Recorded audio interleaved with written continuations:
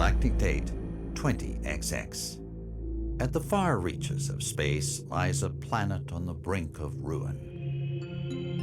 The planet's name? Koppai. Due to a booming population, booming appetites, and a basic lack of planning, Koppai's inhabitants have all but exhausted their food supply. Their only hope is to find another planet with edible matter. Pikmin 3 is the first game in the franchise I played.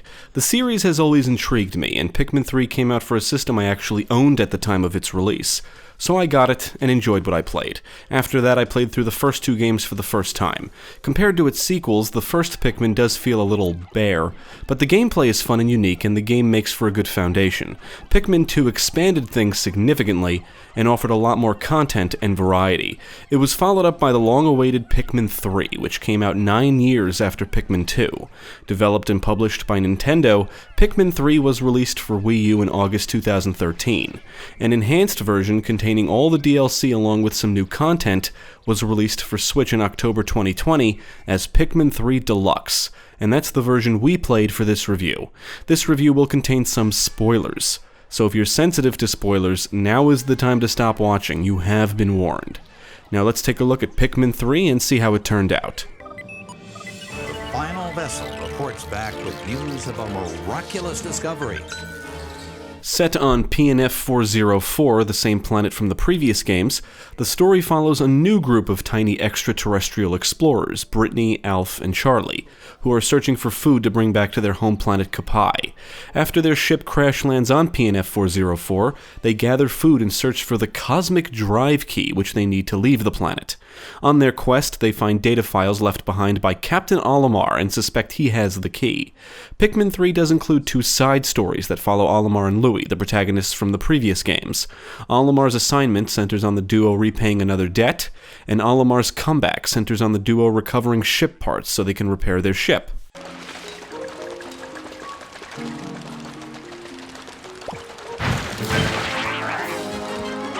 The deluxe version of Pikmin 3 includes quite a bit of new content, including multiple difficulty levels, the side stories, which are just additional missions, and now the story mode can be played cooperatively, which is how we played through it. Badges have been added to the game, which are like achievements that are unlocked by meeting certain conditions. And an After Hours feature has been added to the mission mode. This lets you continue and complete a mission even after the time limit has run out, but a new score will not be saved. Deluxe also features some tweaks to the gameplay, controls, and brings back the Piccolopedia, which originated in Pikmin 2. Ultimately, I like all of the new additions and feel that most of it adds more longevity and replay value to the experience.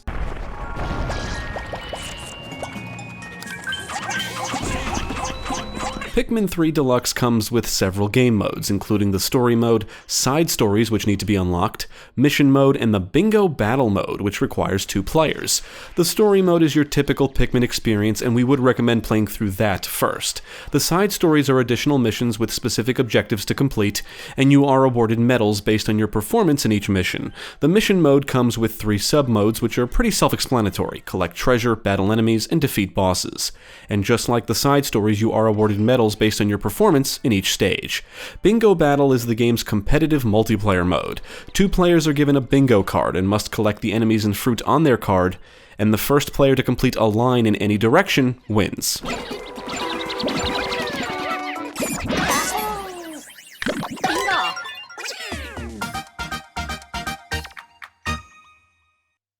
Now, being able to play through the story mode with another player is significant and can make the experience much easier, and I think it's pretty obvious that the new difficulty levels were added to balance this out. If you play through the game on normal with another person, you can blast through the story pretty quickly and easily, so veterans of the series may want to play on hard on their first run. The higher the difficulty, the shorter the days get and the stronger the enemies. Even the mission mode is made significantly easier with 2 players.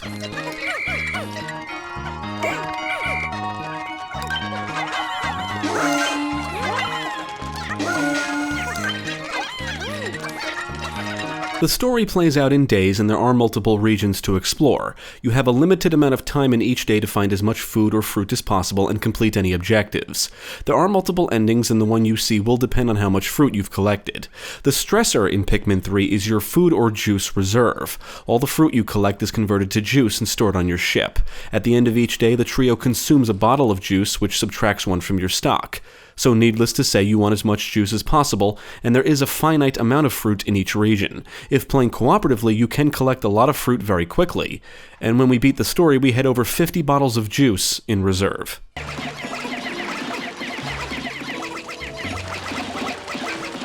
The higher difficulties can make things more challenging, which is good because I think the original base game and the normal difficulty here are nowhere near as challenging as Pikmin 2. The juice reserve is the new stressor, but I can't say it makes things quite as stressful as the day limit in the first game, at least I don't think so. Pikmin 2's stressor is the inability to generate new Pikmin in the underground areas, and that combined with the numerous sub-levels containing numerous enemies and hazards, make each underground area essentially a challenging gauntlet. However, time stands still when underground, so you can take as much time as you need to get through the sub-levels.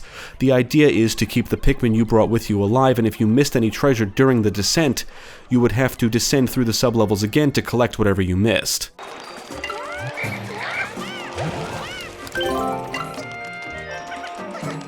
In my opinion, the juice reserve in Pikmin 3 is not as stressful as the day limit, nor is that stress made up for by any significant gameplay challenges, except for maybe the new difficulty levels in the Deluxe version. There's no areas where time stands still, but there's also no trial and error gauntlets either, except for maybe the last region where you must run through areas killing enemies and solving puzzles, while you're being chased by the final boss until you reach the end where you fight it. However, I would argue some of the underground areas in Pikmin 2 are more challenging than this final region. The amount of fruit is finite, so you do need to be mindful of your juice reserve, but many fruits typically make enough juice to cover you for multiple days. So spending 1 or 2 days not collecting fruit in favor of exploring or doing something else isn't necessarily a waste.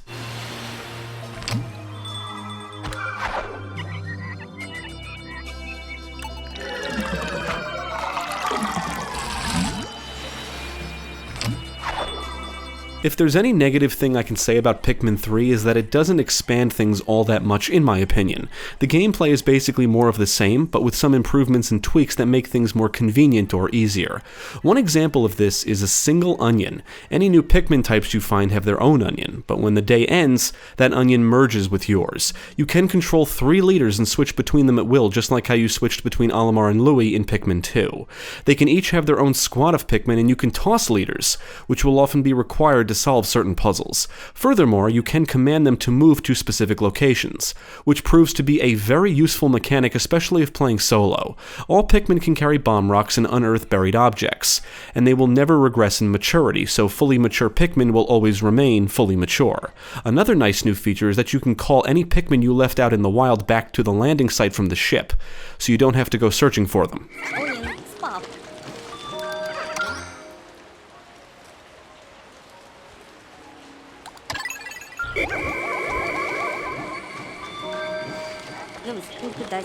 As you progress through the story, you will find and acquire some upgrades that benefit the leaders, but there's not as many as there were in the previous game. Unfortunately, there's no Pluck-a-Phone, no Rocket Fist, and no Rush Boots among some of the other cool upgrades from Pikmin 2. I would say the most significant new upgrade is the Dodge Whistle, which allows the leaders to dodge left and right.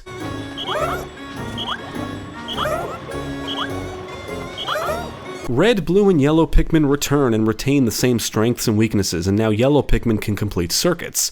White and purple Pikmin are absent in the story mode, but you can find and use them in the mission and bingo battle modes. Bulbmin are completely absent. New Pikmin types introduced are Rock and Winged Pikmin. Rock Pikmin are strong and can destroy crystals and crystal walls, and best of all, they cannot be trampled. Winged Pikmin are the weakest, but they can fly, which allows them to reach areas other Pikmin normally cannot. They can take shorter routes when carrying things back to the onion. They can fly above water, and are great against airborne foes.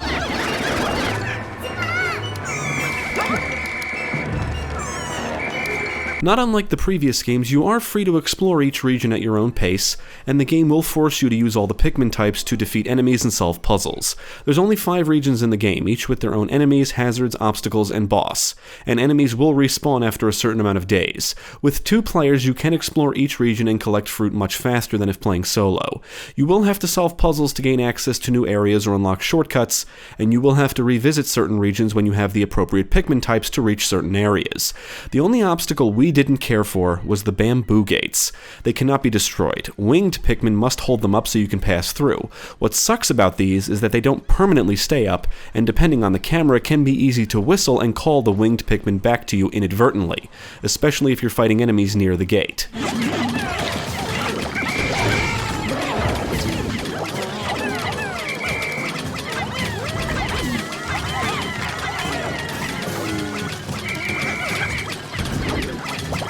Pikmin 3 is easily the best looking game in the series up to this point. The texture work, lighting, and character models all look great. The aesthetics are beautiful, and the game retains the surreal quality of the previous games. The earthly-like environments populated with alien creatures, but also real-world foliage and fruits.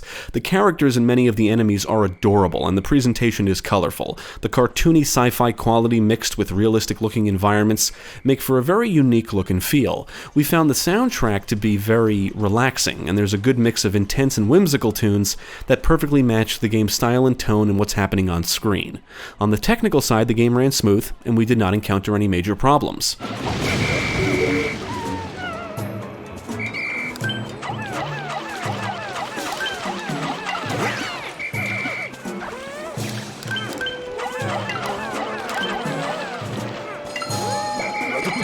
I really enjoyed Pikmin 3, and I think Deluxe is the definitive version. In general, I feel like the jump from Pikmin 2 to Pikmin 3 isn't as big as the jump from Pikmin to Pikmin 2. Pikmin 2 rectified some of the issues of the first game and gives players a lot more content and variety. Pikmin 3 feels like more of the same, but tweaked and refined for the better. I absolutely love some of the more convenient mechanics, and Pikmin 3 has my favorite side content in the series so far. There's a lot here to keep players occupied, and the Deluxe version is the most accessible game up to this point. Having played through Pikmin 3 on Wii U years ago, I went into this thinking Pikmin 2 would still be the best, but after playing Deluxe, I think it's marginally better. It's the co-op functionality added to the story and the side content that really puts it in the lead for me. I still think it doesn't feel as grand or as epic as Pikmin 2 or as big, but I feel the new features and tweaks make the gameplay more enjoyable overall.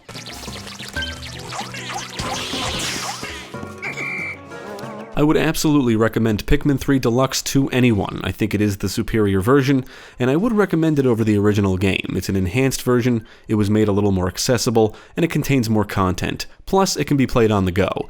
Pikmin 3 retains the adorable strategy action gameplay the series is known for, and it can be enjoyed with a buddy. Definitely check it out. At last, the explorer's 279,000 light-year voyage nears its end. But as they initiate the landing sequence, something goes horribly wrong.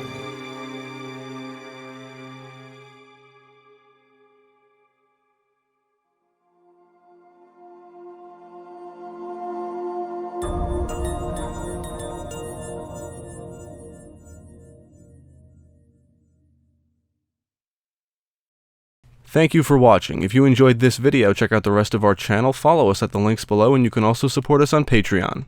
If you're interested in more gaming content, check out our friends over at Gamecast.